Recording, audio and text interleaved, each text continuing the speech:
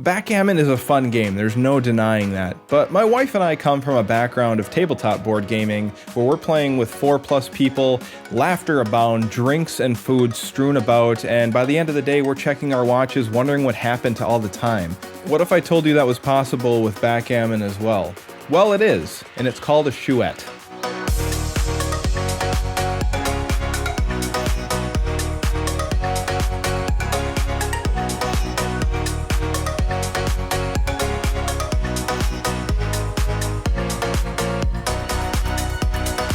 Now, in no way are we getting rid of 1v1 backgammon and the quiet concentration that usually brings.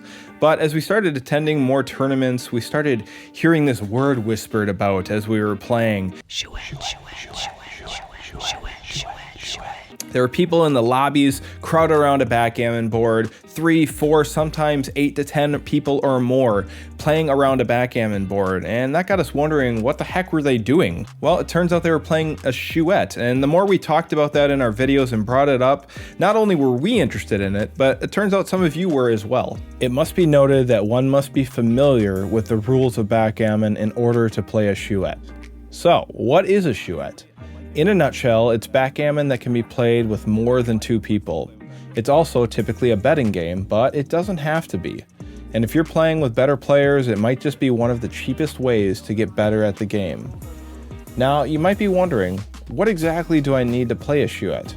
Other than a few friends, it's exactly the same as a normal game of backgammon with one inclusion. Everyone gets their own cube. To find out more about chouettes, I sat down with Michael and April Messick, directors and organizers of the Viking Backgammon Classic, as well as co-directors of the Twin Cities Backgammon Club. To faire la chouette in French means that basically you're playing a two-handed game, but there's partners on one side and not on the other. Okay. So when it comes to backgammon, it's one against many in what would normally be a 1 versus 1 game. Now, before we get into the exact specifics of how to play a chouette, one thing I do want to note is that depending on where you're playing, there might be subtle variations or sometimes big variations in how you're playing the game. Let's hear that again to hit that point home. One thing I do want to note is that depending on where you're playing, there might be subtle variations or sometimes big variations in how you're playing the game. So we're going to be showing you a way to play a chouette. And as you learn and grow and play with other people, you can take those variations that you have and include them or exclude them along the way. Really what it's about is having fun with friends. That's what I've learned. And you know, it's not so much one-on-one. There's this whole group dynamic that happens, and it just becomes really fun to talk about plays, to argue back and forth, do a little smack talk. Yep. I mean, it's usually really fun. You have something to drink, you have something to eat. Mm-hmm. You know, we either go to a friend's house or we go to a bar. I just have it be fun. But how many people do you need to play a chouette? Well, at least 3 people to start, and for the sake of this video, we're gonna go with 4. It's a good risk to reward cost ratio to go by. But you can have a ton of people. I've seen chouettes with 8+ players at a time, and recently I played in a chouette where there was 10 of us, but for simplicity's sake, we just broke down into 2 pods of 5. So whatever works for you. So how do we start? Each player rolls a pair of dice and remembers their numbers. So let's say we have 4 players, A, B, C, and D. A rolls a 2-1 for 3, B rolls 5-6 for 11, C rolls double 4s for 16, and D rolls 3-4 for 7. Now we'll place them in order from highest to lowest, C, B, D, and A. C is the box, B is the captain, D is number 1, and A is number 2. But what the heck does all that mean? The box, who plays everybody. Yeah. You have the captain, who's playing the box. So in that regard, it's kind of like 1v1 backgammon, normal backgammon. Right. So they're kind of the head of the crew, yes, which is what you would collectively call the many that are playing the one. So I would be the captain. I would make all the plays. I'd make all the decisions. Okay, now that we know what the roles are, how does discussion and consultation work? Who gets to talk? Who doesn't get to talk? Well, in a beginner chouette, it's nice to have full consultation, meaning anybody can talk at any time. But typically, if you're playing a chouette, if your cube hasn't been turned, then you're not talking. Back to our example, we have the following roles assigned. C being the box, probably won't talk much other than potentially taunting the captain and crew. Oh, that darn box. They know how to get under your skin. B is the captain, D is number 1, and A is number 2. Until D and A offer a cube and it's taken, or accept a cube from the box, they are unable to discuss with the captain. Once they have skin in the game, so to speak, then they can discuss. But once again, the captain makes the moves and has the final say. It's also important to note that consultation is on checker play only, not cube decisions. Let's get into doubling and see how that works exactly. Doubling. For example, let's say the 3 of us are in a Chouette. There will be 2 cubes for the 2 players that the box can either turn against us or we can turn against the box. So let's say April was the box. We each have cubes. You as the captain and me as the crew are independent in our decisions on whether we drop a cube that's sent to us or whether we choose to send one at any point during the game. So as a captain, one of your jobs is if things start to coalesce, it helps to provide a little space to make sure that a crew member might want to have the opportunity to double. It should be for me to say, hold your roll, and I would like to double. And I can double, you don't have to double. The box will make a decision on that one way or the other. So if she takes, so your cube may still be here, my cube is over there. Now we can discuss, you know, what we want to do with the move. So you're gonna decide whether to cube or not. So if I just get 1 cube as the box, I can just take or drop this, right?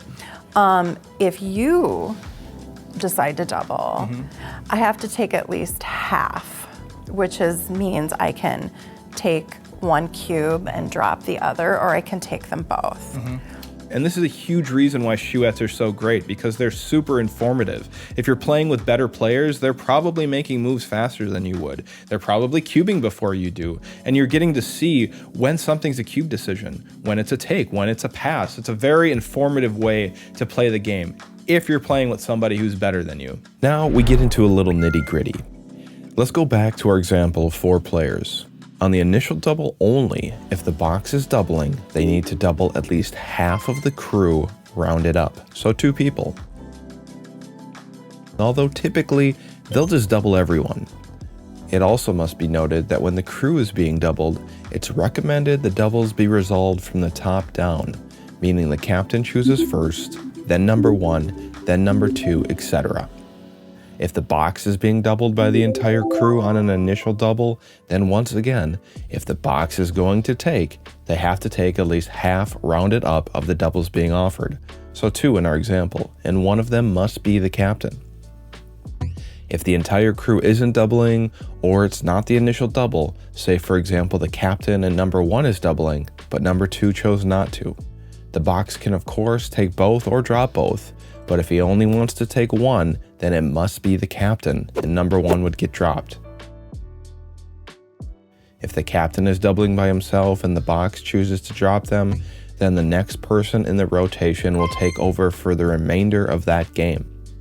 As you can see, there can be some intricacies with doubling. Ultimately, do your best and pick something that works for your group and maintain that rule for the session.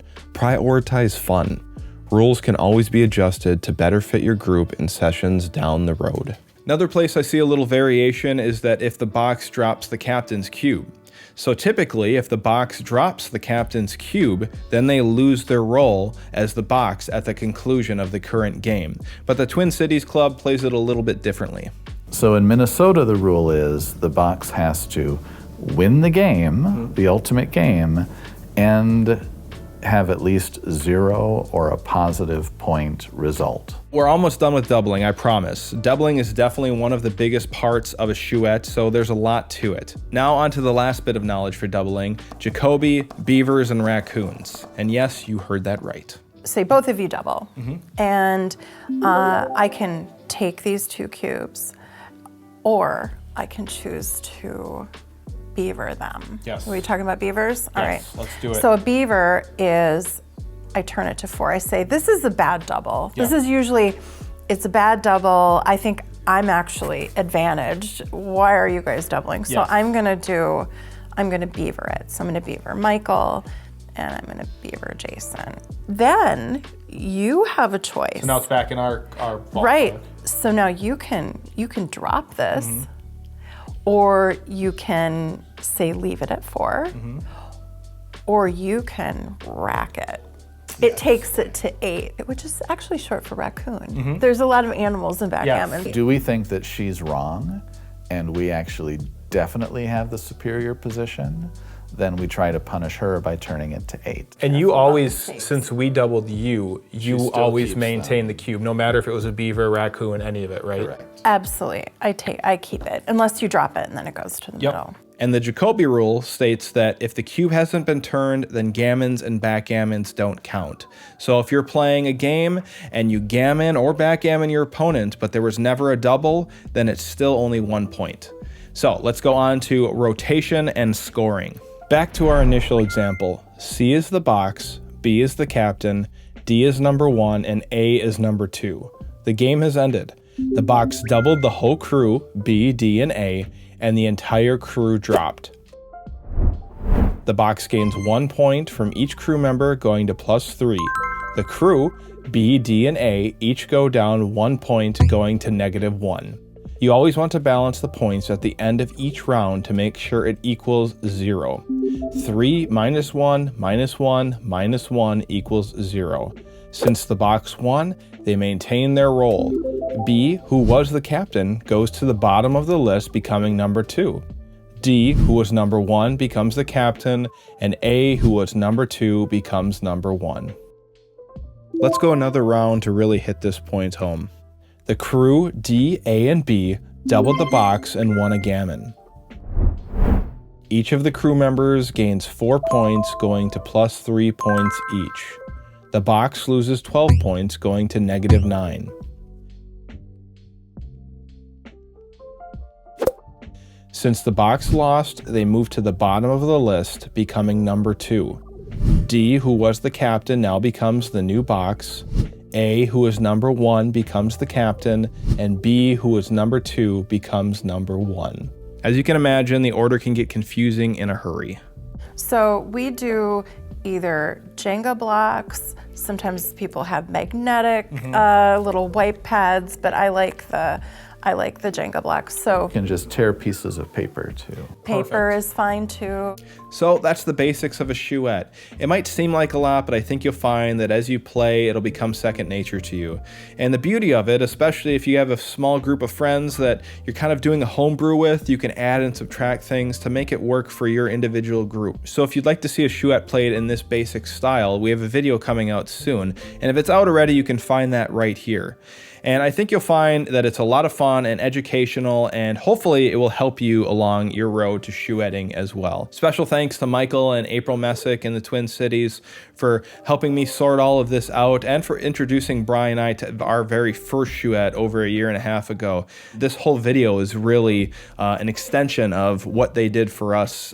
And if you're in the Minneapolis area around September, their Viking Backgammon Classic is a must-attend event. It's a great tournament. They do a great job, and it definitely has a special place in our hearts as well. So if you have any questions, concerns, clarifications that you need, feel free to comment below, and I will do my best to help you out with that. So until the next one, take care.